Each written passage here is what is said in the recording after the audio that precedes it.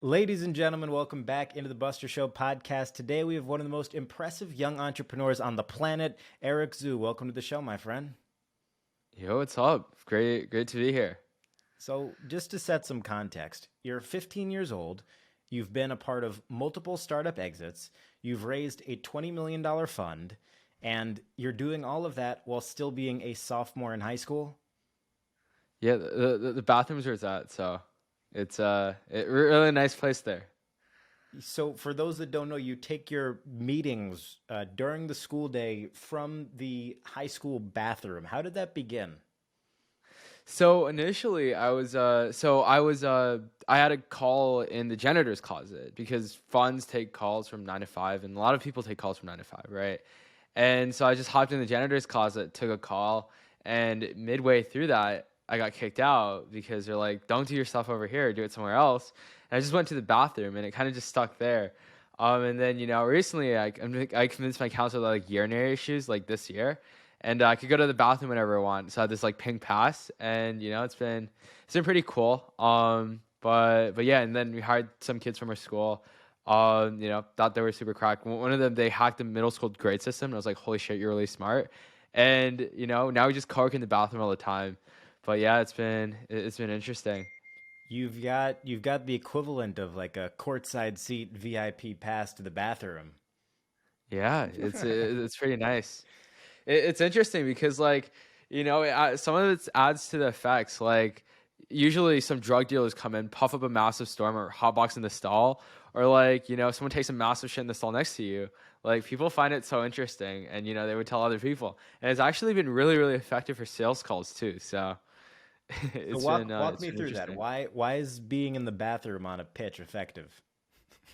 It's different because it's like no sane person's gonna go to the bathroom and take a call there, right? And we're probably the only one. So yeah, and it actually goes viral incredibly fast, which is crazy. So Well, it's true because yes, you are quite literally shit posting. yeah, ship hosting, yeah, ship post on Twitter and everything. But yeah, that's where it's at. So a lot of people, when they hear your story, obviously they don't believe it because how Most could people don't even know if I'm real. So Right, I saw that. You are real, and I didn't maybe. even know if you were real, until this because the concept of a 15-year-old with multiple exits, I mean, that there was no time in history where that could have been possible, right? Like pre-internet, that is quite literally impossible because of the manual labor it would have taken to build something. But in this age, you're basically the first to where that's There's even actually a possible. ton of little kids. There's actually a ton of, I guess, people under 18 now that Right. it's mainly because of quarantine, right? Like when everyone's online, it was sort of like the best time to start because the only people that weren't online were like people that were too old or too young, and those are not the people that you usually talk to, right? And really with yeah, like really you got essentially to meet everyone, right? And I guess some people utilized it pretty well, so it was interesting. It was interesting times.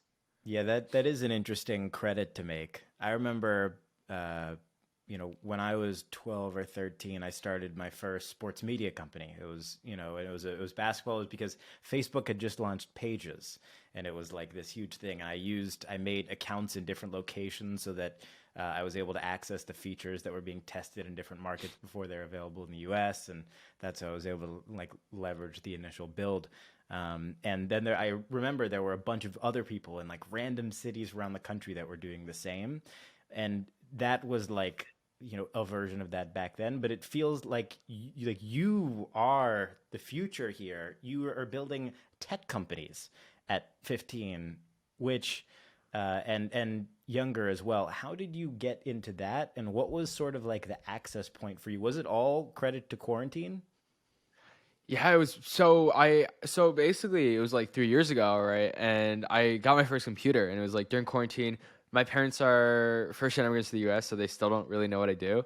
But basically they kind of gave up. They gave me my first computer. I've really never used, I guess, we only had like one computer in the house, right? And then during quarantine we were just all bored out of our minds. And she kind of gave up. She used to be like really, really anti gaming. And then during quarantine, she had no choice, so she bought all of us a laptop.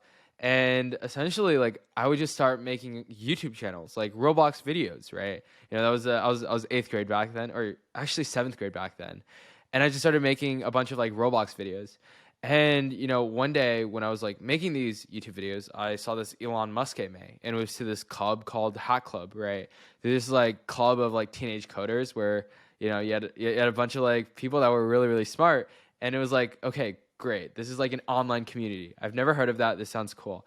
And I kind of got into it, and basically I got banned on the first day for trolling. And some people thought it was funny. It was this some kids from this school called Sanford Online High School. It was this online high school that was like super prestigious. Son of Elon goes there. A ton of really really really smart people go there. And they were all working on this one startup, and I was like, how can I get involved? And kind of just like pretended that I knew how to do marketing and how to code.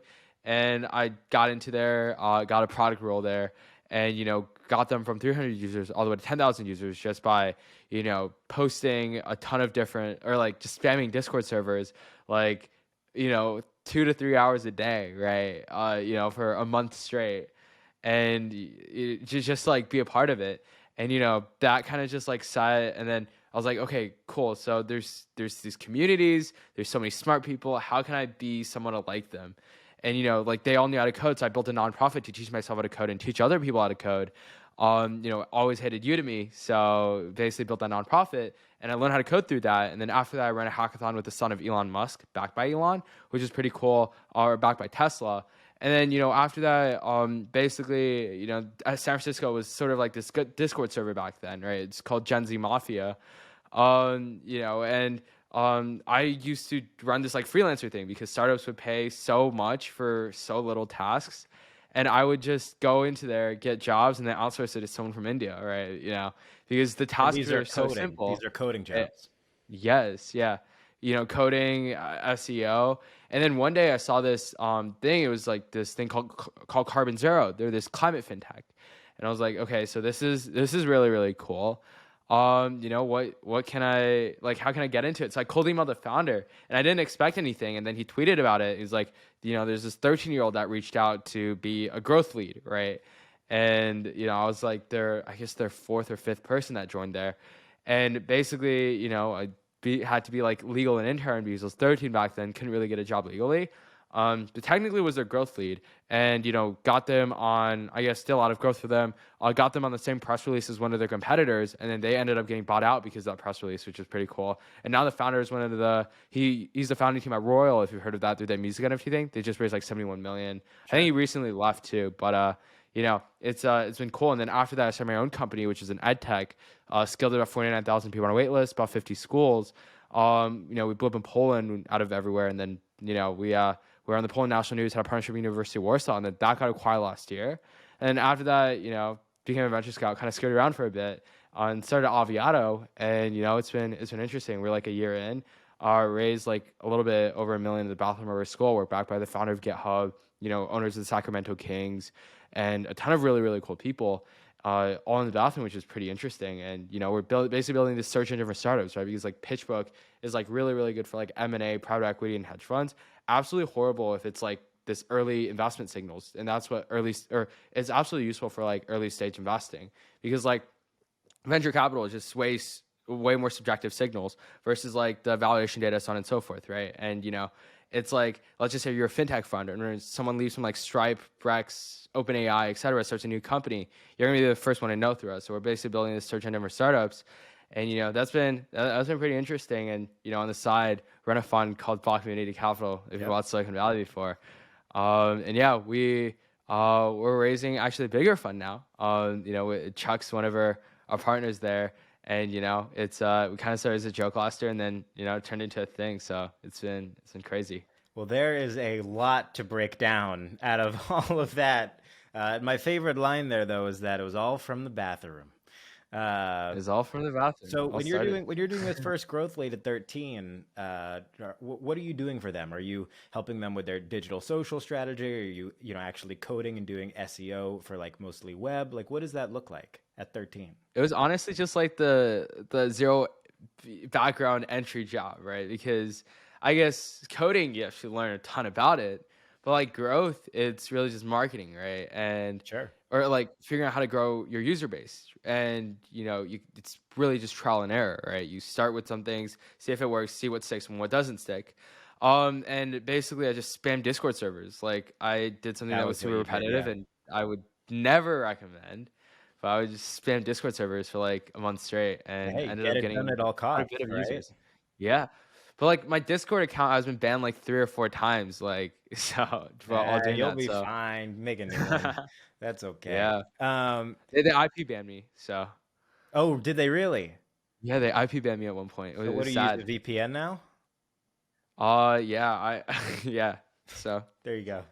Um, so now, with this new company, Aviato, are you doing like the coding behind it? How did the idea come to you? And what are your goals with this? So during the time when I was a venture scout, right? Basically, I was kind of joking around. Everyone was like, finding investors is kind of like dating. So I actually made an actual hookup app between founders and VCs, and that's like kind of how it initially started. And it kind of turned into a thing, right? I was talking to Sam Altman one day. So he's the founder of OpenAI, and also yeah, he's the founder of Casual, OpenAI, and also casual. There you go. he's the president of YC. Well, I Hmm. met him through a mutual.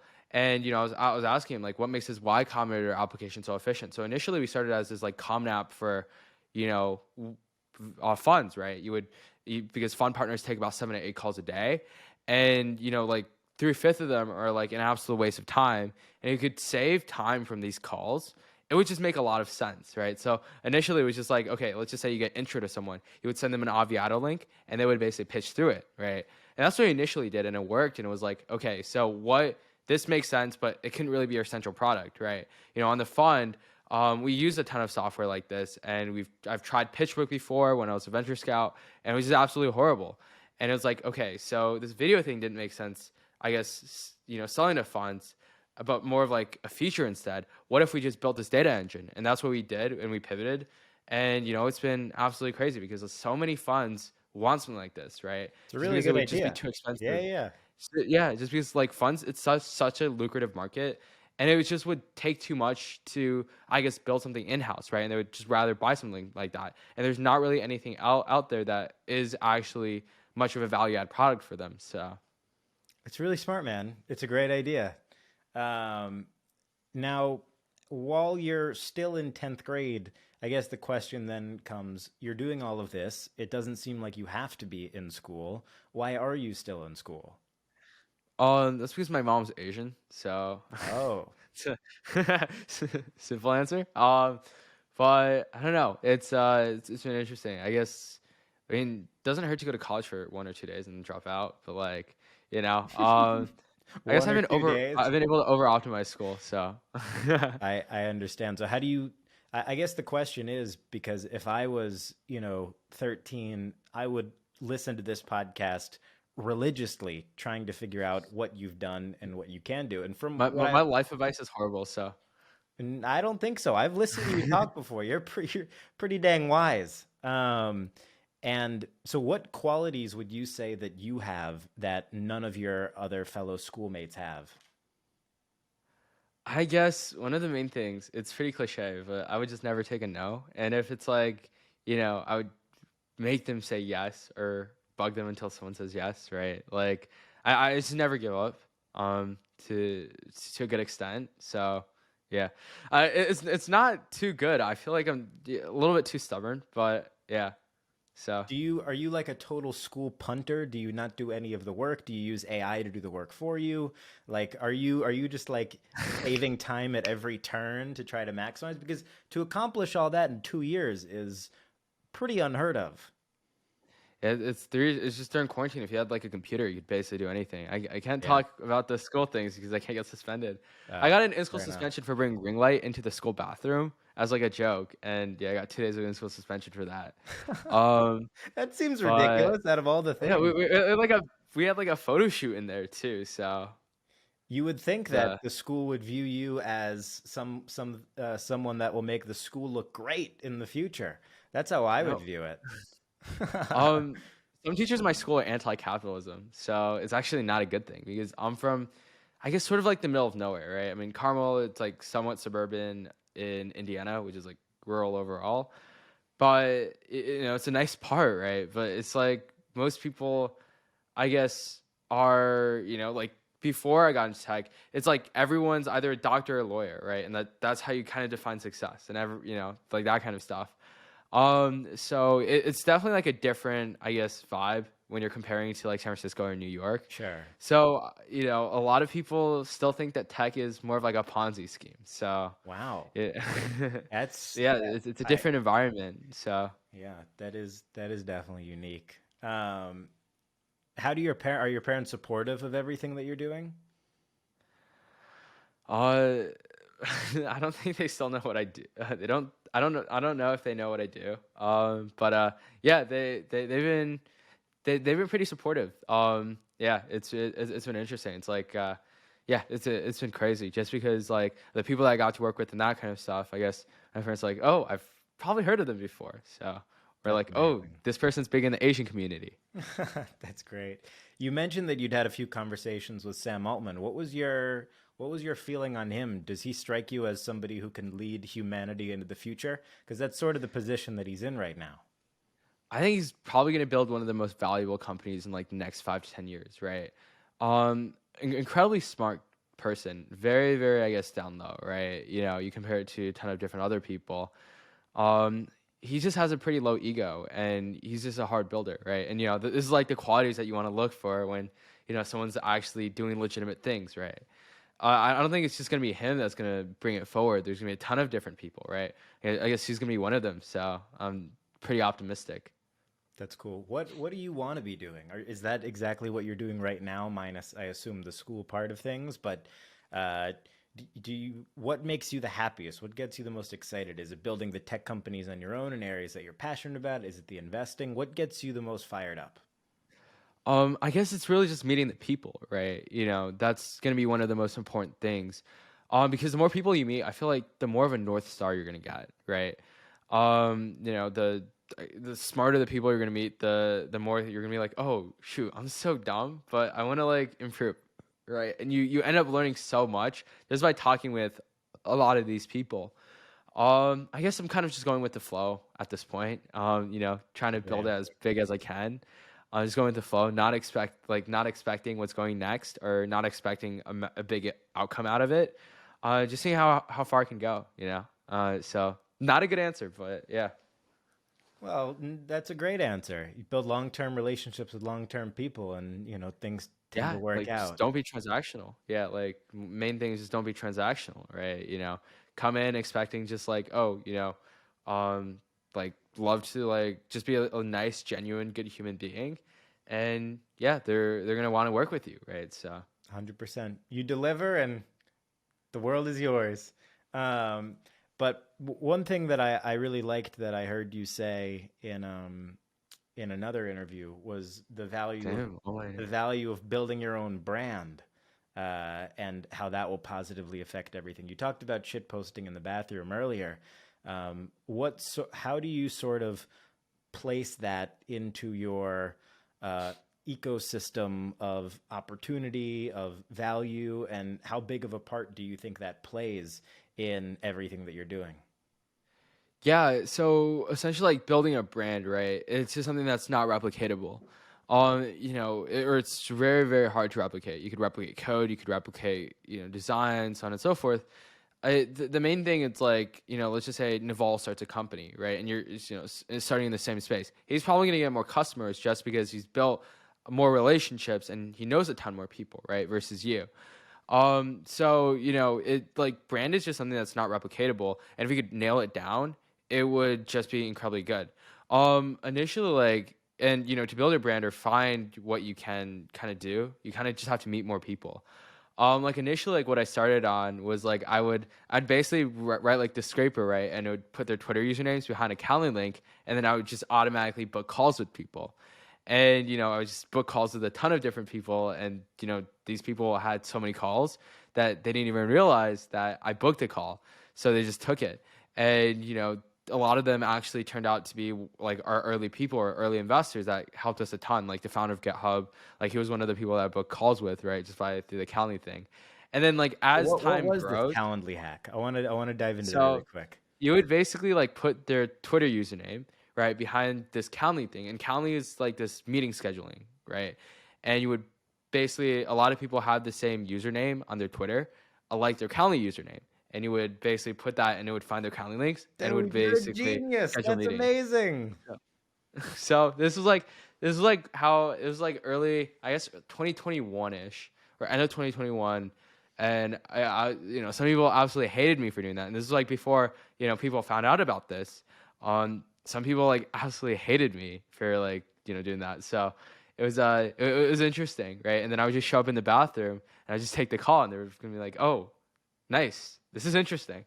Um, but yeah, and then as time grew, I guess initially you do things that don't scale, and then building your brand is like one of the best ways to scale, right? Yep. Um, you can't reach out to 10 people a day, every single day, right? If you build up a brand, people are going to reach out to you, and you're going to be able to meet a ton more cool people in a way more scalable way, right? So How do your classmates feel about you and what you're doing? Do they know that you're like secretly raising $20 million funds and launching tech companies and exiting tech companies and talking to some of the most powerful people in the world while also being in like math class? Um, not really. It's just like, oh, this kid's in the bathroom again. Let's see, let's see how long he's gonna be in here. Um, it's hard to explain because we're basically building an enterprise software company, right? So and it's just somewhat niche, and that kind of stuff. And you just have to realize there's a ton of subsects out there, right? But yeah, some teachers think that I'm building a Ponzi scheme. Some students think I'm an OnlyFans account manager. So, it's just all different, right? But yeah, I mean, it's been interesting. Like I've been able to meet a ton of really, really cool people and from like all different types of, I guess, backgrounds, right?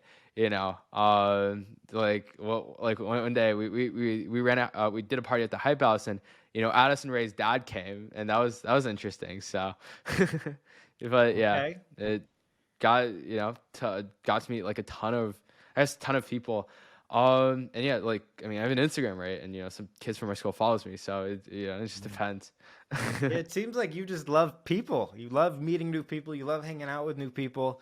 Do you go to like high school parties and things like that, or do you High school totally parties are kind of lame now. Like yeah? all the parties I went through in the summer, like yeah, some crazy parties over the summers. Like my first time in San Francisco was in May, and I was like, okay, I'm gonna spend the summer here. And I spent the summer in San Francisco, and I was like, you know what, this is cool. But like now, like high school parties are kind of lame. So I yeah, believe that. I believe that. They were lame a few years ago too. So yeah, you're not too missing much alcohol. yeah, I'm sure you're not missing anything. You're doing things that will continue to compound. What do you and obviously there is no correct answer or even correct answer like as in what it will end up being, but what would you want to do if you could do anything in the world right now? Like if you could run any Um, company, if you could uh, raise $1 trillion and put that towards like an industry, would you want to be president? Like what would you want to do if you could do anything? I could do anything. Wow, that's a good question. You know, uh, it depends because like I was with my co-founder, and he's really really into deep tech, and he kind of red pilled me into deep tech, right? Building jetpacks, right, and that kind of stuff. I just find it super cool, especially with these people. They're just absolutely hardcore builders, right? You would Sam Altman is one of them, and they would basically like heads down build like because for deep tech, it's this is your life's goal, right? You have because outcomes come out maybe after 10 years of building it versus like software where it's like maybe a few months, right? And it's just easy barrier. I guess building cool things with deep tech, I think that would be really, really dope. But also, there's like a ton of things that like I'm interested in. This sounds cliche, but it's also like AGI, which is artificial general intelligence. Probably gonna take over the world one day. What does take Just over because, the world mean in your eyes? What does that mean? Terminator might happen, right? Because Oh, people know so less about more neural networks because it's just such a black box, right? And that's like the underlying tech behind I guess deep learning, machine learning, and artificial intelligence, right? Or just artificial intelligence in general. And if you could build something that could actually think for itself and that kind of stuff, like that would be just absolutely crazy. And they would kind of be like superior beings, right? And they could essentially do anything. So AI alignment is really, really big, but it's like, okay, so what's like the right next step to do? But yeah, there's a ton of things that could be interesting. It's just like, I guess, yeah, just exploring as much as they can and that kind of stuff, So, but these are like the two parts I think is incredibly interesting. So, Yeah, I mean, AI in the last few months has definitely gotten its fair share of yeah, it's been hyped. media attention. It's gonna be exciting to see it play out. I'm of the camp that I think it's gonna cure every disease. I think it's gonna, help so many people's lives, and then maybe kill everybody. But at least that'll happen after it fixes all the problems. Or before, right? You don't know if AGI is here now. It's they could have developed it, but they're just tricking us, thinking that making us think that it's a lot more dumber, right? So Hey, and who knows? this might all be a dream anyways. So, advice would you give to like a 13-year-old? Because the conventional wisdom is, to work hard, go through school, like, uh, you know, play a sport, but like keep all your focus on school. Where here you are actually helping people. What alternate, opinion led you to that point? Yeah, I mean, there's no like right way to like build what to essentially like build and like what specifically you want to do, right? If you want to be a doctor, right, you're gonna want to stay in school. No one's gonna want a Definitely. doctor that doesn't even know what they're doing, right? You want a So it just very really well depends on studied like doctor. Yeah. yeah, well, yeah, um, it's really just like what you want to do, right? And I feel like school, I guess it's just missing the point of like it's it's I guess it's an outdated model, which is not really contrarian at this point too. But basically, getting good grades is somewhat crucial, right? Because you get good grades, and then college is, the higher the grade you get, or if you know how to go around or hack around, the system, right? The higher your grade is, I guess the better school you're gonna go to. And when you get a bunch of smart people in a school, it just makes a lot more sense, right? But I don't think it's the most effective way, right? Or if you could, I guess, start as early as possible and build, because you still have like a safety net, right? If everything else fails and you're 15, right? You're not gonna be at the bottom, right? Of that kind of stuff. You could always restart. And restart maybe in a year or two, right? And that kind of Yeah. stuff. If you're 30 and you're doing that, it might be a little bit troublesome.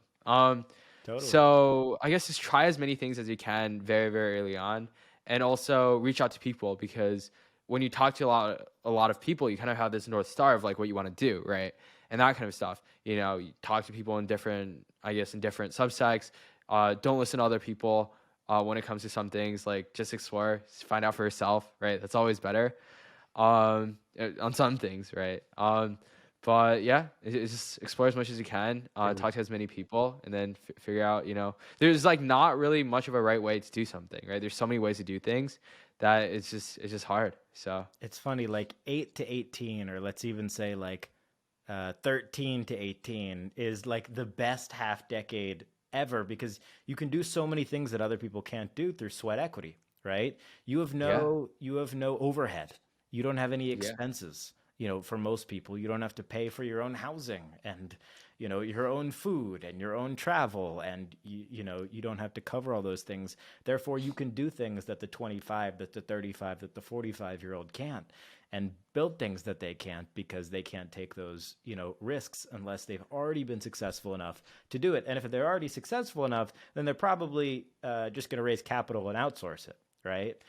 So exactly. it's a really beautiful position, and I think that uh, I hope that in the future the education system, encourages more of that, because it's why I love your story so much. It's because like you're just freaking going out on your own, and you're doing it. Um, Um, I mean, yeah, it's just like doing it different, right? I mean, how would you imagine like a perfect educational system would be? encouraging people to do their passions and having the system set up right to support them. Yeah, I mean, that would be incredible, right? There's just one. I guess this is like less plausible, but have you heard of the Network State by Balaji? Mm-mm. What's that? But it was basically like turning it's very, very, I guess, not unrealistic. I guess it's so far-fetched in the future. It might happen, it might not happen, right? But it's basically like turning, I guess, countries, or building countries based off of countries or specific ideologies, right? Instead of, specific, I guess, specific countries that we have now, if you could build, you could build countries off of communities, right? And every single community has a different idea and that kind of stuff. And how the school system would work is like, you basically learn by basically building stuff, and it's probably unrealistic, but you get. I hate Web3, or I don't hate Web3. I think it's interesting, but the underlying infrastructure is not there, right? But like, if you could get like an NFT for like every single task you complete or every single thing you learn, and then have that on your portfolio, I think that would definitely be an interesting school system, right? But it's probably unrealistic and probably won't happen. But if that would, Hey, we'll have a fresh start on a new planet with Mars, so yeah, maybe new that's a planet with good Mars. maybe that's a good place to test it out. Um, what so you said you were a scout for funds before, and now have raised this new large fund. And what are the things that you're looking for in a company or an entrepreneur or the leader of that company? For early stages is so subjective, right? The thing I look about the most is the team, because like, if you have a bunch of really, really crack people on a team, they're, even if this company doesn't work out, their next company would work out, right? And it's also like, they would, even if they have a horrible product but their team is just the absolute best, right? They're gonna fail over and over again until they find something, right? And that kind of stuff, because they're gonna build a good company eventually. Like, this is why I like more about venture capital versus like private equity or hedge funds, so on and so forth, or investment banking, is because investment banking is more on the uh, quantitative side, right? You have to have specific metrics, because you're doing like one or two investments, and you're giving 100 million or that kind of stuff, a large amount, to only one company, and it's just more quantitative, right? And then for like venture capital, it's more of like a spray and pray. You want to deploy as much capital to as many founders as possible, or as many good founders as possible, because one of them is eventually going to return your whole entire fund, right? And that's how VC works. It's an interesting but pretty small asset class. And it's just like, for a team, it's like you want to invest in as many cracked founders as possible. So like, if one of them works out, it's probably going to return your whole entire fund. What But kind it's of also founders did building. you It's say? just really, really cracked, really, really great, Cracked? great, great. Yeah, like I've never heard that term. That's great. psychedelic, Oh, psychedelics. okay. No, Okay. no, crackhead founders. I mean, like really, really good founders, right? And that's and that kind of stuff. It's just a lot people based. So Gotcha. Gotcha. Um, yeah, it's a funny world. Do you have a favorite company that you guys have gotten involved in or that you've been involved in the past? yeah, we're actually doing one right now. So I'm really optimistic about this company called Fireflies. They just secured a NASA contract, and we're in progress with that right now. So it's gonna be interesting. But yeah, there is a few. Christians has done some really good investments, and then Chuck, he's helping us raise a bigger fund too. And yeah, it's gonna be interesting. Like, everyone on the team is just absolutely great. So they all have like such a great story, which is gonna be super cool. I know. I've heard a little bit about some of the other guys that are involved, and the stories across the board are amazing. From like going to Stanford at what 10 years old to like everything that some of the other folks have done. It's pretty cool. How do you balance uh, sort of like or try to stay as level-headed as possible, with all these things going on in your life and uh, not even time management, just like mind management. How do you deal with mind management? I kind of wish I did that better. But I don't know. I just I just kind of go with the flow with everything, and just like, oh, if this week's busy, I'm gonna do a ton of work, right? This week's not busy, I'm still gonna do some work, but probably like take some time off. Um, it just really depends, like, on week, and I'm just hardcore grinder. So there's a ton of work on that and that kind of stuff. Like, always, it's kind of always working. But learning along the way. So. Is there anything you like to do outside of building products and raising money and investing in entrepreneurs? Yeah, I mean, go to the gym. I used to swim, which is pretty cool. Yeah, I mean, hang out with a ton of friends sometimes. Well, with our team, we also play a ton of Minecraft. Um, Nice. because like a lot of our team actually comes from the Minecraft hacking community or Minecraft exploiting community. Those are the best talent. It's Of crazy course. because like Of that's course. like the founder pipeline and like the crack coder or like the really really good coder pipeline. It is absolutely amazing, right? So yeah, we play a ton of Minecraft, hack on Minecraft a lot. So yeah, You'll it's there's a ton of things. you'll like this. I'm 22, but I feel like 87. And I'm so old that I played Minecraft when it was free. It was Oh, when it first came out, it was free to download. That's how old I am. damn. Yeah, me and my Probably friend. 90, right? I mean, that was no, I was born in 2000, A but long time. um, yeah, it was good times. I believe that wholeheartedly, though, and my younger brother plays a ton still. It's a really smart people are in that game. People are surprised. People downplay video games still to this day, but what they don't realize is all the people who are building brands on social media, and B learning how to you know code, engage with other people, inside these video games. Those are actually people that are going to be running the world.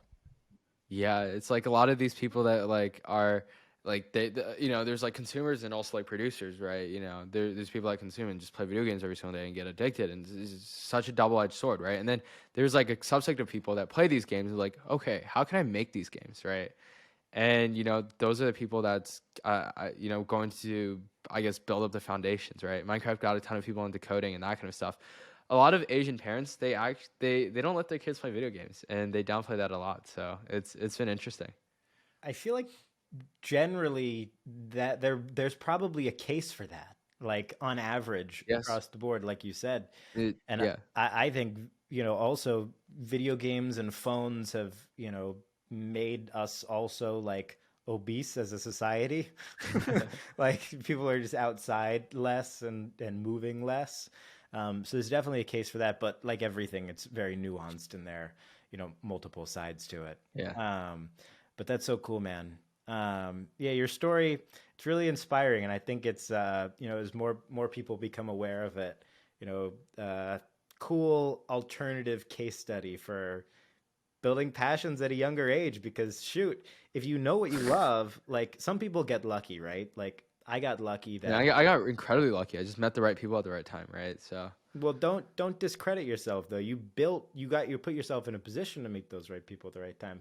The luck I'm referring I just to shit post on a toilet. So but that's still you did it. You did it. You put yourself in the position to do it, and you deserve credit for that. But the luck that I'm talking about is like messing around and testing different passions, and then like finding the passion that you like. Like for me, it was basketball. Like for you, it was tech and coding and that side of things. But for people to just try so many things over and over and over until you find what you love, and then take some super high upside risks, at which at your age means time and sweat equity, right? And yeah. things pretty cool things can happen as you are such a great reminder of. I mean, it's definitely been a crazy last 3 years. So I'm trying to get my brother into it now. So but yeah, it's been pretty crazy. So can't complain. I love it. How do you keep your like ego down? Because you know, for me, when I was, 15, 16, that was when I first started to get, a following online. And the only thing that kept me level was I was so uncool that like it sort of balanced it out. And I ended up somewhere in the middle. Like I was so uncool, and I like transferred high schools and stuff. I know you moved as well when you were younger, and like uh you know Damn, how did you know that? I heard in a podcast before. I'll give you a little hack here. I'll probably keep it in the episode, but before I do podcasts, I go on walks and I listen to the podcasts that the guest had done right before, most recently. So that's how. But that's a hack for Yeah, prep. let's go. It's like passive prep. And Passive rap. also like the only form of multitasking is passive. So like walking and listening, I can focus on the listening, but I still get the benefit from the walking. Topic for another day. What were we Right, talking yeah. about? Um, Ego. Yeah, I oh mean, yeah, like, yeah. How do you deal with that? so it's actually like initially like, everyone's gonna have an ego, once they get their first win, right? Once they get their first exit, once I guess ego is good for a little time, right? When you're like just going from thing to the thing to the thing to the thing, right? Just because that's your only incentive. If you have, I guess, low ego or that kind of stuff when you're starting out, I mean, ego is horrible, right? But it's also still like there's good and there's bad. Like when you're starting out, ego could help you drive to more things, so on and so forth. But you eventually like you have to notice it, right? And you have to be, I guess, being able to take feedback, right? Because everyone's gone through this ego phase, right? Or everyone that started super young, and you could see a lot of celebrities, they fell off because they had a high ego and they thought this is their peak, and Hmm. that's yeah. So there's a really good book. It's called Ego is the Enemy. So one of my really close friends, his name is Sejal. Now he works for Naval. But he was like one of my, I guess, close mentors, right? And initially it was like, it's like I somewhat had an ego, and I was like, you know what? He was like, yep, that's something that you have to fix, right? And he gave me a few books, and like every single time he noticed something, he would just tell me, and that's like why having really good people on your side is just incredibly great, because these people would tell you what you got wrong, and that kind of, and like honest feedback is the best feedback, right? And if you could build a culture where you're able to get a ton of honest feedback, like that's gonna help you improve, right? And he was like, "Here's, read this book. It's Ego's the Enemy. That's where it's at." And yeah, it's a great book, and there's just so many examples, and then like okay, so and also it's like surrounding yourself with smart people. If you surround yourself with, I guess, incredibly dumb people, that's like you're like the top, right?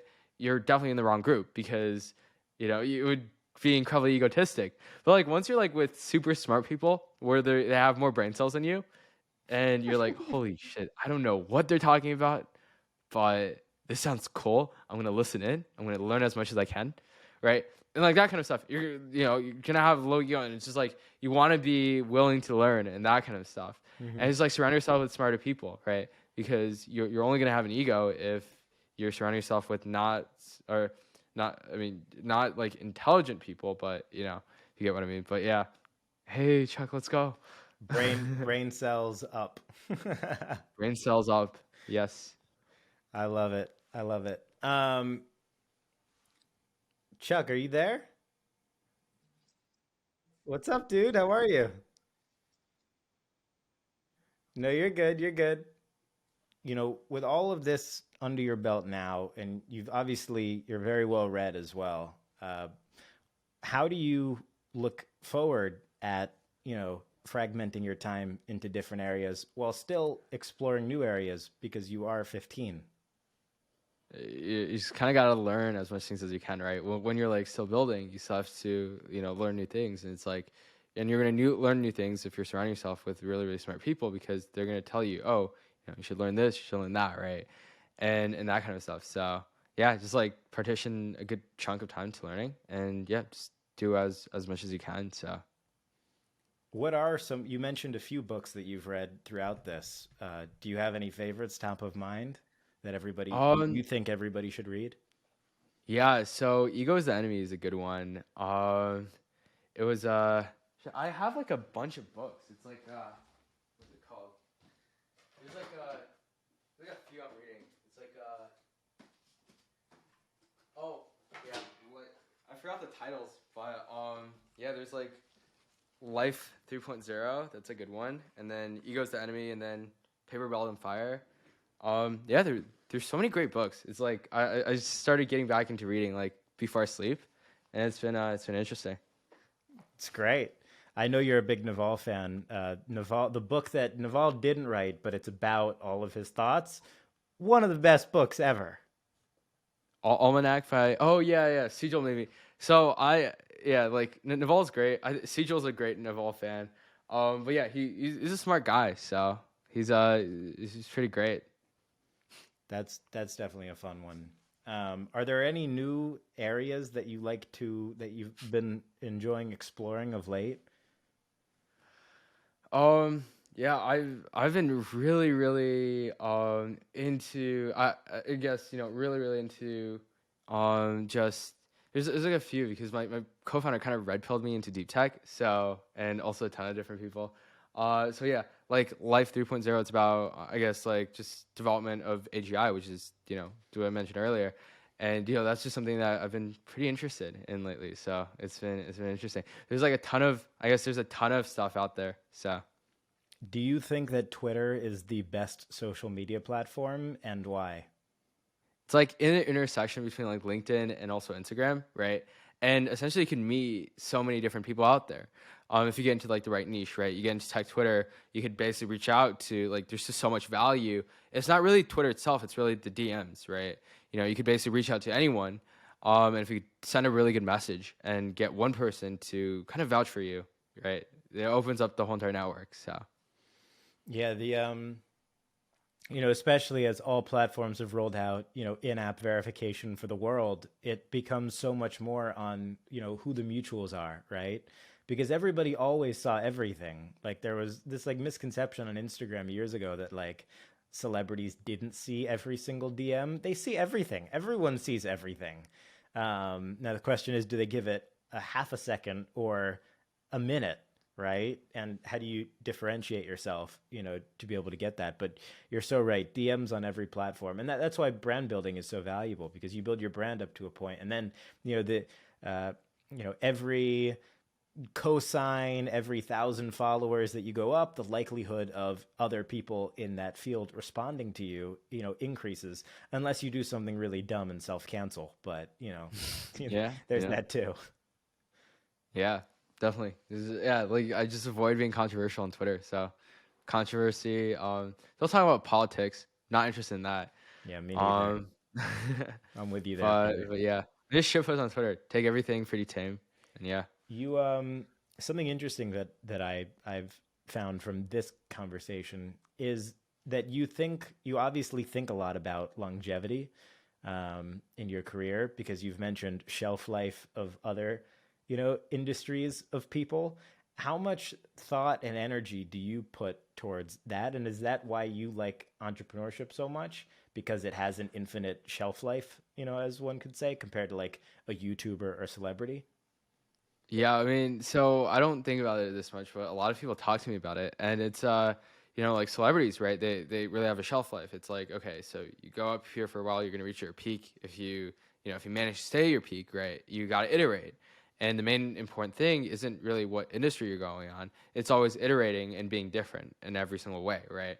You can't like bathroom's not gonna stay forever. It's probably gonna last a year. You gotta iterate and build something new, right? So you just gotta constantly iterate, be creative. The time when you like stop, I guess iterating is the time when you're probably gonna fall off, right? Or reach peak. So Yeah, and usually when people become successful, they, have less incentive to iterate, and well, they have more to lose, so less incentive to iterate, and therefore try to like maintain, which, as we all yeah, know, is plateau. impossible. There's not a single person that has ever People maintained. get bored too easily. Yeah. For sure, for sure. There's that too. I mean, like, great examples of this are like Olympic world record holders in their field, and then you know, like people who could juggle 2,000 things. Like it's good for the first 5 times you see it, but then there's nuance, and that's what will keep Yeah, somebody. you gotta juggle six things now. So Yeah, exactly. Um, well, Eric, this has been a blast. Where can people find you best? on Twitter, Eric Zhu 105. I'm Eric Zhu 105 everywhere. OnlyFans, Eric Zhu 105. Yeah. Did So you make did you is make an OnlyFans landing page? yeah, there's I started making finance tutorials on there. So Did you actually? I have an account, but I'm not old enough to get ID verified. But there's actually like tutorials like I guess like real estate tutorials, investment tutorials. One of my close investor friends he actually has an OnlyFans too. So his Well, trajectory is changing. the business is genius. I mean, it's like slightly better user interface than like Patreon, right? Yeah, Um, it's like Twitter. It's exactly the Twitter UI. So, it's just that there's a oh, if Elon Twitters don't work out, I know where to go. So, there's a slight, let's just say view of the platform. I don't know how better to put it. There's definitely people have some opinions about that platform, but that's really cool, man. Well, the revenue is crazy. It's like 900 million a year. yeah, and they have no expenses, so it's all profit. Yeah, And yeah. they're All these other servers. and they're a privately held company. I mean, their server costs can't be that much, right? Bro, I mean, video content it gets pretty expensive, and so I bet their margins are all right. margins are pretty good. Yeah, for like this, every single software company, like the margins are absolutely crazy. So I love it. Well, dude, I cannot wait to see what you do over the next couple of years. Hopefully, you come back on in a few years and we do this touch thing. base. We do this thing back. And that. Speaking of shelf life, last thing I'll say is that's my favorite thing about podcasts like this, because this is good forever. This is your story, man, and your story. Right. It's just getting started. I can't wait to see what you do. I'm here to help and support in any way I can, and just keep crushing, brother.